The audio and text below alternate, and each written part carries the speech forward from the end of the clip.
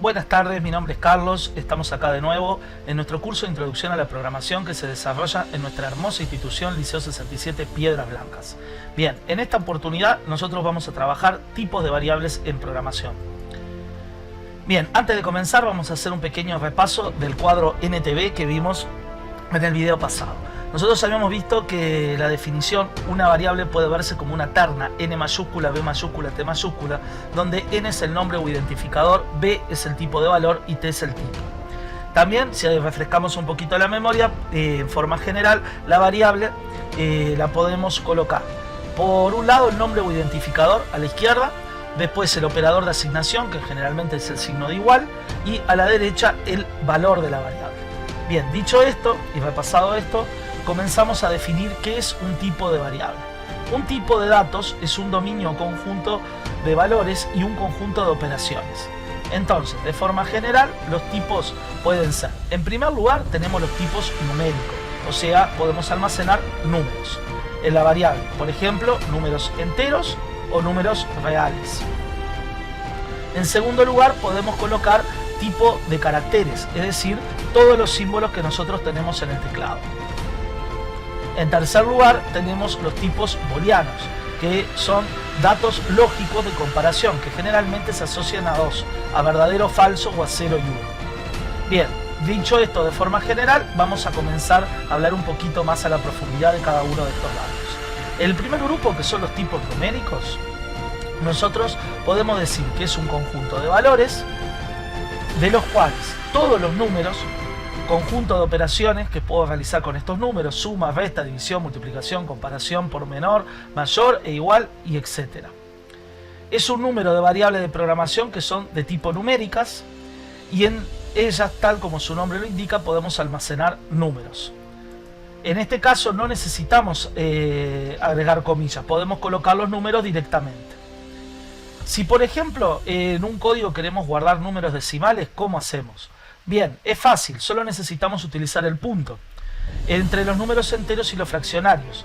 Hay que entender que hay lenguajes de programación específicos que las comas se usan para añadir otros datos de la variable. Pero como decimos, este curso es de introducción a la programación en general.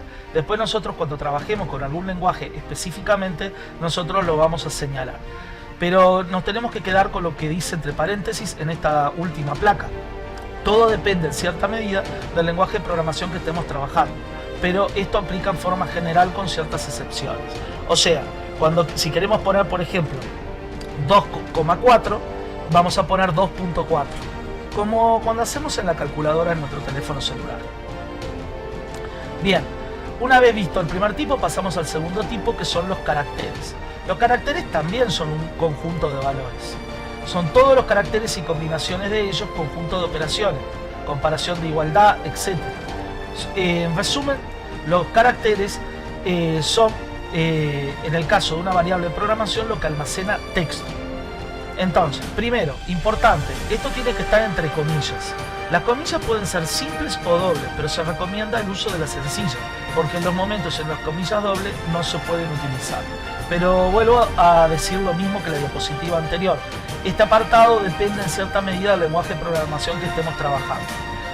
Pero esto aplica en forma general con ciertas excepciones. Nosotros en PCI, por ejemplo, nosotros la cadena de texto la colocamos con comillas.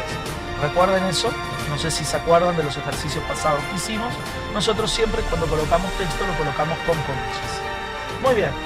En general podemos decir que hay dos tipos de cadena de texto. El primero, cadena de longitud fija.